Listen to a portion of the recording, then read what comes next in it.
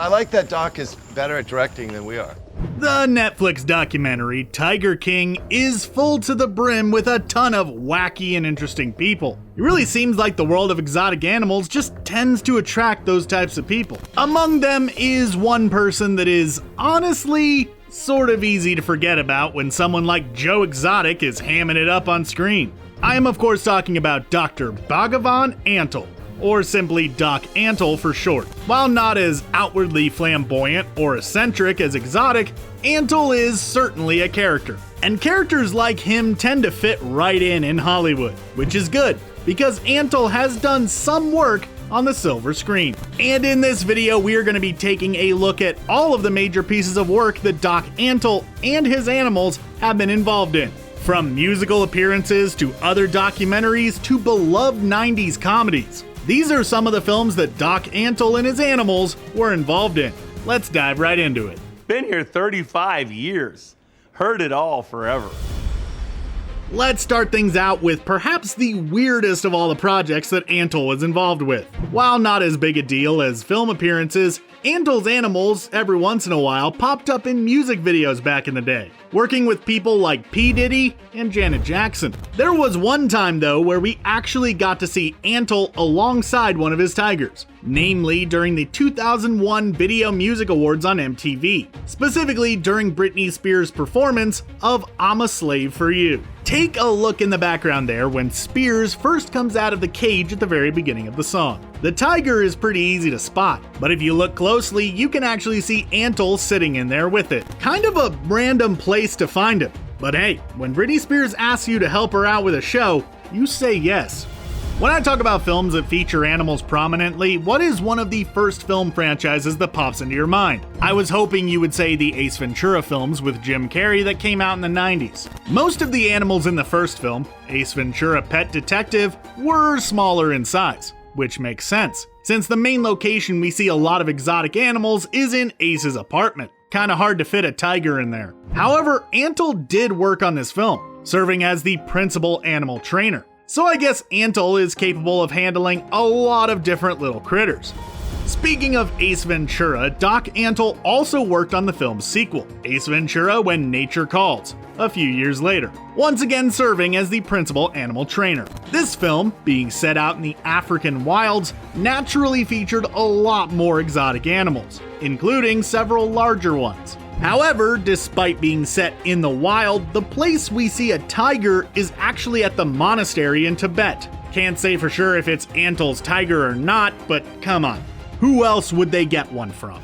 Anyone remember the movie Mighty Joe Young? The 1998 film starring Charlize Theron and Bill Paxton, about a giant mountain gorilla and the woman who takes care of him? Well, despite being an animal-focused flick, it actually didn't have a ton of animals in it, as all of the gorilla scenes were done via animatronics. However, there were a few scenes in the film that utilize real animals, though none featuring tigers. The animals that are there were largely tended to by Antle, however, who served as an animal trainer once again. The notorious Bettie Page may not seem like the kind of film that would have needed an animal tamer like Doc Antle, you know, being a film about a famous pinup model and all that. Anyways, despite being a biopic about a model, there was at least one sequence that called for Antle's work. That being one where we see Page posing with a bunch of animals, including a pair of leopards, which aren't tigers, but hey, still big cats. Hoo boy! Here's a film that definitely needed some animal handling. Wild America was a 1997 adventure comedy film about three brothers who head out into the American wilds in search of rare animals to film for a documentary that they're trying to make. While there are no tigers in the movie, Doc Antle did work on the film as an animal coordinator and brought together a lot of different critters, from horses to bears to wolves, and even a lion at one point. Once again, sad to not see any of Antle's striped boys, but nice to see a big cat regardless. Okay, so it's been too long since we've seen any of Antle's tigers, and it's starting to make me just a little bit antsy. So let's talk about a movie where Antle's entire role on set was as the tiger trainer. I'm talking about 1994's The Jungle Book. You know, the first live-action Disney remake of the iconic film. So basically, in this film, Antle worked with a few of his tigers to bring the monstrous, antagonistic beast Shere Khan to reality. Again though, I can't 100% say that the tigers used in this film are his, since there isn't exactly an IMDb for specific animal performers. But come on, it's gotta be his tigers. That would make the most sense.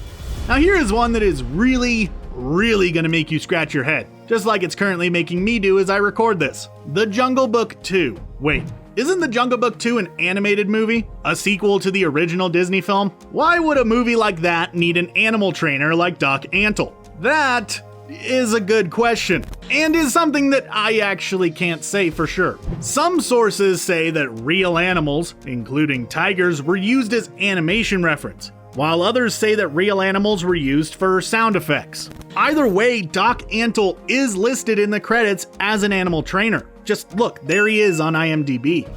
Now, The Jungle Book 2 is also not the only Jungle Book sequel that Antle worked on. There was actually a smaller, non-Disney film in 1997 entitled The Second Jungle Book, Mowgli and Blue, which Antle was credited for, once again, his role as a tiger trainer. Just like with the 1994 Disney live-action flick, Antle was in charge of making sure that Shere Khan hit its marks exactly as the filmmakers required. The film itself wasn't exactly well received, but honestly, who could complain about seeing some awesome tiger acting?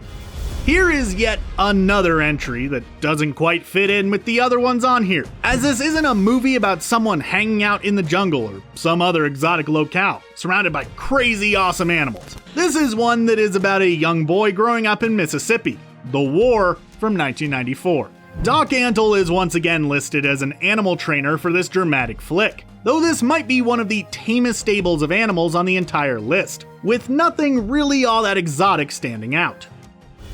Now let's take a very brief look at Antle's first flick, the 1990 superhero comedy film by Lloyd Kaufman and Troma Entertainment, Sergeant Kabukiman NYPD. This film follows a beat cop who gains the ability to transform into a kabuki theater performer who fights crime. Yeah, it's just about as weird as you're thinking right now. On this one, Antle actually got to add an extra word to his title, being credited as not just any old animal trainer, but actually the head animal trainer. You know how you know when an animal trainer has really hit the big time? When they get on the late night TV show circuit. And Doc Antle certainly did just that, appearing on The Tonight Show with Jay Leno twice in 2001 and 2002, respectively. And this is something that Antle actually did mention in Tiger King, when he stated that Leno helped bring mainstream awareness to the plight of big cats and endangered species alike, which might actually be pretty accurate. The more and more people who get to see these beautiful animals, the more people are likely to care about them. Speaking of Tiger King, the Netflix docuseries is not the first documentary that Doc Antle has been involved with. Not even close, actually. One such documentary is When Animals Adopt, where Antle appeared as a representative of the Tigers Preservation Station, showing off a few of his different animals, including tigers, obviously. Fun fact, Tigers Preservation Station is now just a part of Antle's Myrtle Beach safari setup that we see in Tiger King. Even the world-famous National Geographic got some FaceTime from Doc Antle. In the 2006 episode of National Geographic Explorer, entitled Ultimate Cat, Antle once again got to show off his feline companions and represented the Tigers Preservation Station, talking about how we need to act to save these beautiful creatures, which are actually some big words from a man who allegedly has run illegal pay-to-play schemes featuring tiger cubs. Allegedly. Outside of these projects, Antle has provided some animal-related work for a few different bits of media, including an ad campaign for Exxon called Put a Tiger in Your Tank, which reportedly is the job that first led him to learning how to train tigers. He also worked with the US Postal Service to create a series of tiger-themed stamps back in 2011, proceeds from which went to the US Fish and Wildlife Service, which in turn allocated the money to a variety of different conservation projects. Beyond that, I can't actually speak to his claims of having worked on 500 plus Hollywood movies over the years, but either way, he has certainly done his fair share of work, alongside not only his tigers, but also many other species of animals. How many of the projects that Antle worked on have you seen? Do you know of any that I didn't mention? Let me know your thoughts down in the comments below, and while you're down there, why not consider subscribing to ScreenRant for more awesome videos just like this each and every day. Thanks for watching, and stay safe out there.